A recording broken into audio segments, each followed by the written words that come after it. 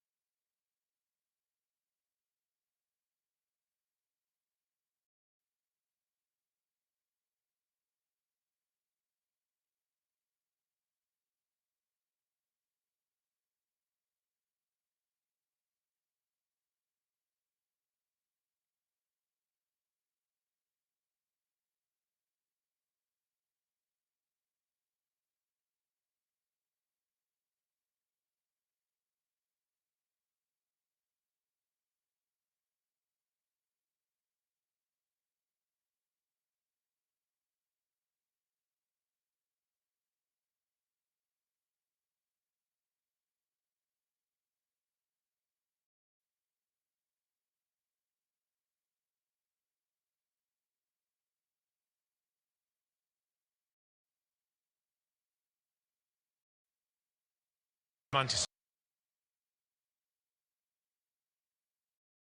They never really come here and you think, oh, they're champions, they're just going to play. There's always a drive and a hunger that sets them apart. Tim, of course, it's different opponents, but we saw Arsenal 2 days ago who are going for the title, top of the league by 5 points from Manchester City. Saw City tonight. Compare and contrast? Well, I feel like at the moment, Arsenal just have everything going for them. I love Robbie Mussel's word, grooved. Everything just looks very simple. Tonight was a bit of a grind, as Robbie Earl said, for City. They found a way to do that.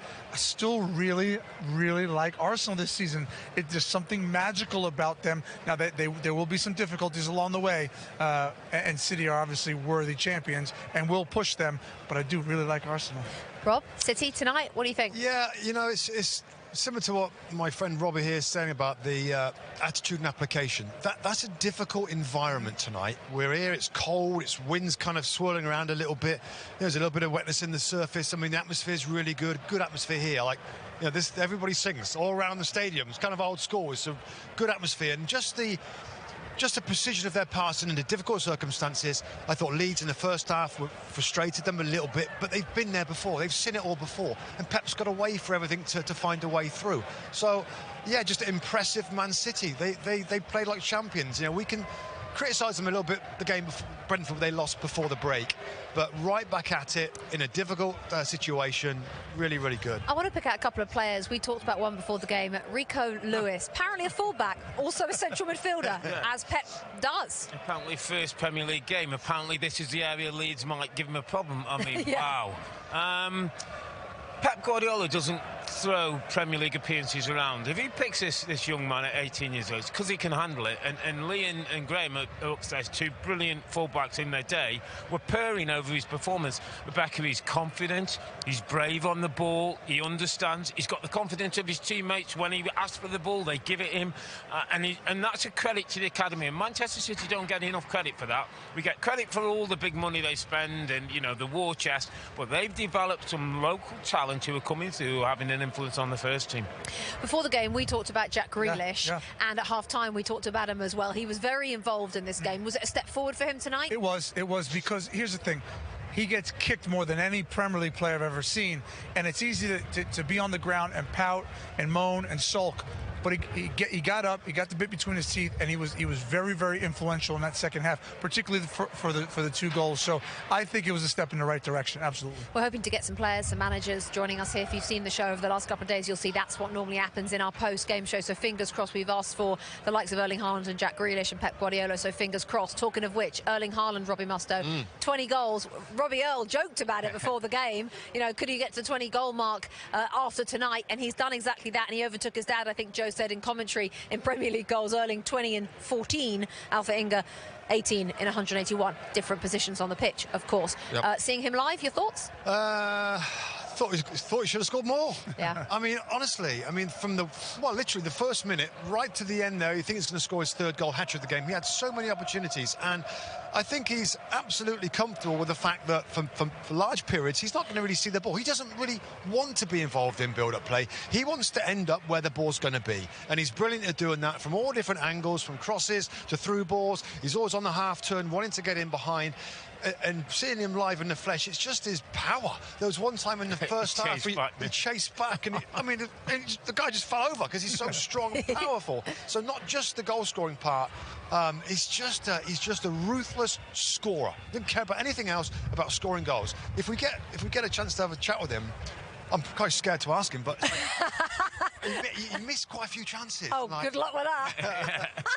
Well, he's bothered about that because he goes to score more goals. Yeah. But no, it's the power of him being here to see him, the way he moves, the way he moved in for the last opportunity of scoring the hat-trick goal, which he didn't make. He's impressive. Well, he didn't have to open the scoring for Manchester City today. That fell to Rodri. Let's go to the tunnel and hear from him. Rodri, well done. What was the key overall, do you think, tonight? Oh, I think we did a very complete game in all the sense. I think we started so good with high rhythm. We know, as I tell you before, this team was the highest rhythm in the league. So we have to equal that. And then I think the first minutes was tough because they were very narrow. We have to take, I think, more the space. But I think we created enough chances to have even more than 3 goals. That's goal in the first half.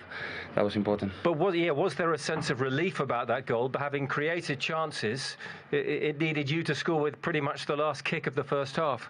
Yeah, it was important. It was like, how do you say in English, these goals that make pain in the rivals in the last minute of the first half. I think we deserve to be on top, but you have to score. That's the main rule of football. I think we create 3 or 4 chances in the first half. Sorry. But we missed it, and we have to be focused in scoring goals. That's the most important. I think one very relieved man when you scored was Jack Grealish. He'd missed a couple of chances, but then there he is in the second half with 2 assists. How do you sum up Jack's part in the win? Well, I think we demand him a lot, of course, because the quality of the play he is. We demand him goals, assists, everything. That's why we push him until the end. And today, he was great. He missed a few chances that he knows he has to score, but then he helps the team with 2 assists. And what can you say about Erling Haaland? 14 games he's played, 20 goals already. Incredible. No, he's this kind of player that is touched with a finger. Different class, world class, 22 years old. The gap of improvement is massive. Not only the goals, I think he can improve in many sense in the game. That would be an unbelievable player. Well, that's frightening. And he's added a dimension, though, hasn't he, to this team?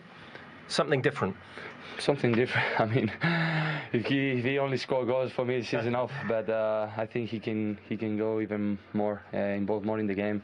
He's been great setting the balls, keeping the balls, turning, helping the team in defense. And of course, he has 2 goals, and the last one I give him, he missed. But it seems weird for him. But no, he's unbelievable. And finally, how do you sum up just the need to win? Because you've seen Arsenal win, Newcastle win, others around at the top win. Just how important is the victory today? Well, it's massive to start, as I told you before, to start not only with 3 points, with the feelings to go again with the run. I think the lads has understand that we want to achieve again the Premier League. We have to be 90-something points, so that's what we're going to do. Try to win every single game. Let's take you back up to the gantry. Lee Dixon, Graham Lasso, Joe Spate. Gentlemen, you might want to hang around after your hit because Robbie Mustoe is going to ask Erling Haaland how he missed all those chances tonight. That'll be good TV. Until then, it's over to you. Well, Erling Haaland gets the headlines again, but it's a team, a squad of outstanding stars, and we've just been mentioning one perhaps unsung hero this season, Ilkay Gundogan. Wonderful again tonight. Yeah, I mean, we admire him massively. We said so in commentary, but just the quality of his touch, awareness, ability, passing, you know, breaking lines. He does everything so well, and I think it's infectious. I mean, obviously he's got fantastic players around him, but when you've got an elder statesman like that who's just works at such a high level, what a great example for everyone, sets the tone. He's 32. I think he's got to stay for another year at least. I don't want him to leave the Premier League. Yeah, wonderful player. Says a lot about how City play. Yeah, he sets the tempo, and what he does by being so controlled on the ball, people make run. They think about their own game when he's on the ball. They go, right, where can I go? Where can I find space? They're not going, is he going to lose it? Is he in trouble? Do I need to help him? They rely on him to be in the comfort zone, and they do the stuff, and it just sets the team really quietly, patiently waiting for one of the brilliant balls from the other players they've got. So he's everything Manchester City is good at. And look at the depth they have too, coming off the bench this evening. People like Cancelo and Foden and Alvarez outstanding at the World Cup, still to come back. There's games coming thick and fast now. It's a busy old period coming up, but this squad's so well stocked. Yeah, I mean, they've got everything, haven't they? They've got the experience to draw on. They've got the depth in the squad. They can replace like for like. They can change it up. So every single scenario that they're going to face between now and the end of the season, they're capable of dealing with. They've got the mentality as well, and that in the end is key. Robbie made a good point about the pathway for the youth to come through, and they don't get enough credit for that. And they've got some youngsters now who are looking at the first team going, I want to get in that team. Well, they had too much for these, but they were just great to watch in the flesh from up here, and hopefully down there for you as well. Joe, thank you very much. Coming next on Goal Zone, Manchester City's star man tonight, and at the moment, pretty much every night, Erling Haaland is going to come and join us at the pitchside desk. So whatever you do, don't go away. We'll see you just a minute with Goal Zone on the other side of this with Erling Haaland.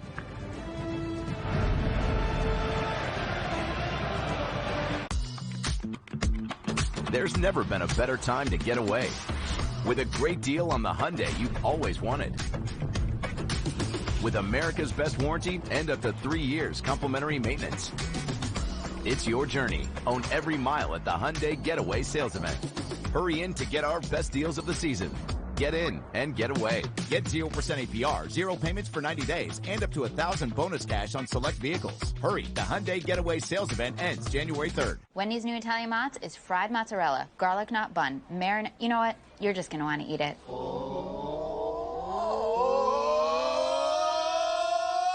Choose wisely. Choose Wendy's new Italian mozzarella chicken sandwich. Don't you worry. Welcome back to Ellen Road. Comfortable win in the end, you have to say, for Manchester City, winning against Leeds United by 3-1. Delighted to welcome the 20-goal man for the Premier League season so far. So far, it's not even January. Erling Haaland joins us pitchside. Congratulations, Erling, on your 2 goals tonight. Just how special a game, let's go back to the beginning. How special a game was it to come to Leeds, the city where you were born, to play against this club? Yeah, it's really special. I just said it over there. It's in my, not even in my craziest fantasy, I would think to play for Manchester City against Leeds at Ellen Road. You know, it's a crazy day and a really proud day for me and my family on the tribune right over here. So it's really special. Yeah, it's lovely that they could see that. Your goal-scoring record has been fantastic throughout your career. Are you finding goals easier in this Manchester City team?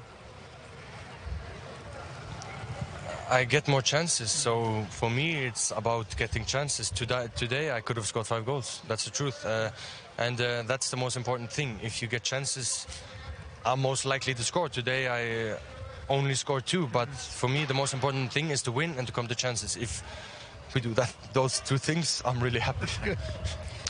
We've got Jesse Marsh. I'm just going to ask Jesse to come in and chat with Erling, because of course they know each other. They go way back. You see, we do a little reunion on this show, Jesse. Yeah, I'm trying not to hate him too much tonight. That was going to be my first question to you, Jesse. I know it was a disappointing evening, but I mean, what are you going to do about him?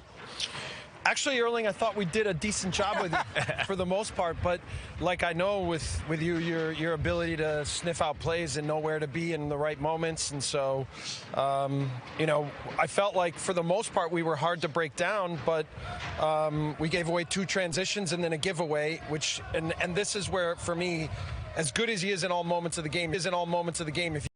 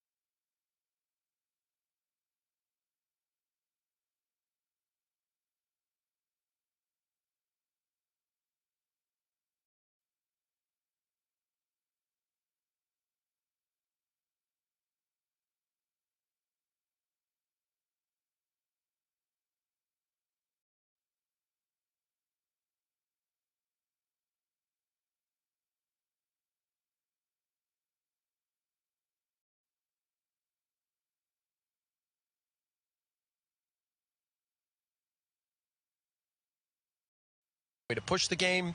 Again, I thought in many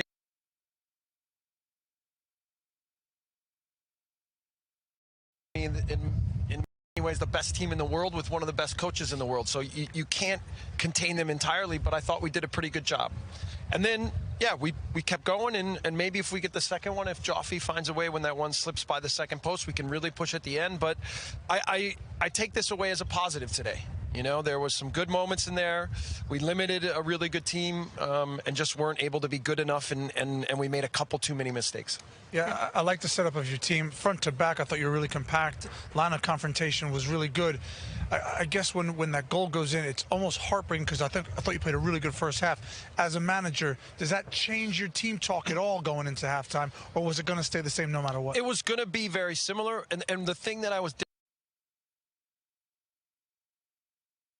within the first half is just when we won balls that we had times where we could stay on the ball, and we tried to show them that as good as some of their attacking players are, they're not so anxious to start running back and defend, and that we can stay on the ball and we can move ourselves into the opponent's half and then maybe start to either find some moments to make plays that can lead to transition or get ourselves into possession phase and find ways to calm the game down. But you know, I just had to kind of rejuvenate them at the half because they were very disappointed to give up such a disappointing goal. But again, we knew 4 weeks ago when we came back that coming into this match it was going to be a really tough start to the new season, but that we wanted to get everything we could out of it and then find ways to continue to go forward. And now going Saturday in Newcastle will be really tough as well. No, I just looked at the setup of the team in the first half, and it must be so difficult trying to plan the strategy against this team.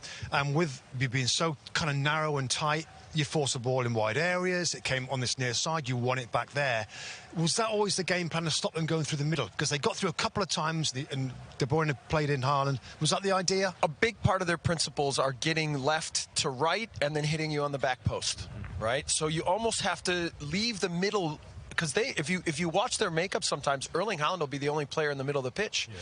So we wanted to close the middle, but then attack on the sides so that so that they weren't able to find the other side, and then to still have balance on the other side in case they did break us down, so that they weren't able to beat us there. And again, for the most part, I thought we did a pretty good job of that. And if we would have just been a little bit better once we won the ball, we would have been able to command the game a little more. I was really interested, Jesse, when Tyler came to the desk earlier, where he talked about, for some of these players, it's the first time at this level and they're learning. How do you strike the balance between learning as you had to today, but getting point so you're going to be safe and sure? Yeah, that's the challenge. First of all, the expectation of our fans is that this is a high-level Premier League team, right? And they want a winner.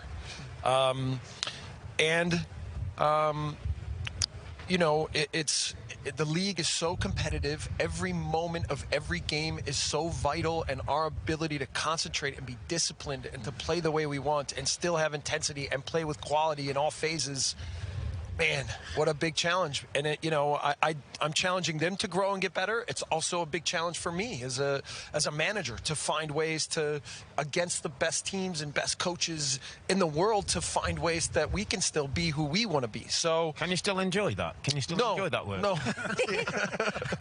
But I even said to my staff right before we came out, I said, come on, let's enjoy this. Let's have energy. Let's be positive. Let's find a way to push our team in all the right ways, because the stress is high. It's very, very high. And so I try to stay calm. It's not always easy, and I try to be the best example of how to handle difficulty. But again, it's not always easy. I thought the fans were particularly good as well. At the end, there's appreciation there for the efforts you made today, because you don't always get that here. No. I thought, honestly, they were a little nervy. I thought we could have had more energy from the start from our fans and maybe bring our team into it. But, sometimes they need something to cheer for, and usually after a goal is when they kind of get themselves going. So that's why we're always trying to be on the front foot. Yeah. Jesse, we love watching you from back home, and that's why we really appreciate you taking the time to talk to us here live today. Thank you so much. Yeah, and that was great with Erling, huh? What a great guy. Oh, so that was really cool. Legend. All right, Thank you, Jesse. Appreciate it so much. Good to see you. Take care. All right, take care, man. Jesse Marsh joining us pitchside here at Allen Road. We are waiting for the Manchester City manager, Pep Guardiola. He does normally come and talk to us especially after a win. So don't go anywhere, because, as I say, we're waiting. Pep Guardiola. Oh no, you hate coming home to a dark house, and you're uptight about noises outside in the night. Outdoor lighting systems cost a fortune, and leaving lights on all night drives utility bills out of sight. You need the Bell & Howell Bionic Spotlight, the outdoor motion sensor light that is motion activated, so it automatically turns on the instant motion is detected and turns off when the motion stops. Bionic Spotlight is solar powered, so there's no expensive wiring or batteries to change. Simply place it where the solar panel can soak up the sun, and you're done. The panel collects the sun's energy to charge all day, so it has the power to provide light when and where you need it all night. Bionic Spotlight looks just like a professional security camera that is actually a high-tech security light with smart motion sensing technology. Look, the instant the motion sensor detects movement, Bionic Spotlight triggers 8 high-intensity LED lights that shower the entire area with light, covering over 600 square feet. The light stays on for as long as the motion continues, and then shuts off 30 seconds after it stops, so there's no more arriving home to a dark house. Illuminate walkways and stairwells for visitors and guests. Light up your garden at night or the yard for kids and pets. Add Bionic Spotlight to your sports court and to help secure outbuildings and storage sheds. So you can spend hundreds of dollars on an outdoor lighting system, or you can save hundreds of dollars and get the motion-activated Bionic Spotlight for just $19.95 with free shipping. Bionic Spotlight is year-round outdoor durable and weather-resistant and backed by our 5-year warranty. And if it fails for any reason, return it for a full refund. But wait, if you order right now, you can double the offer and get a second Bionic Spotlight. Just pay a separate fee. You get it all. 2 Bionic Spotlights backed by our 5-year warranty for one low-value price. And the shipping is free. And when you call, ask about the contractor's discount on the complete 6-light home value set. Bionic Spotlight is all you need. It's guaranteed. Here's how to order. To order, call 1-800-989-0241. That's 1-800-989-0241, or order online at bionicspotlight.com. If you suffer from lower back pain, hip pain, and shooting pain down your legs, you could be experiencing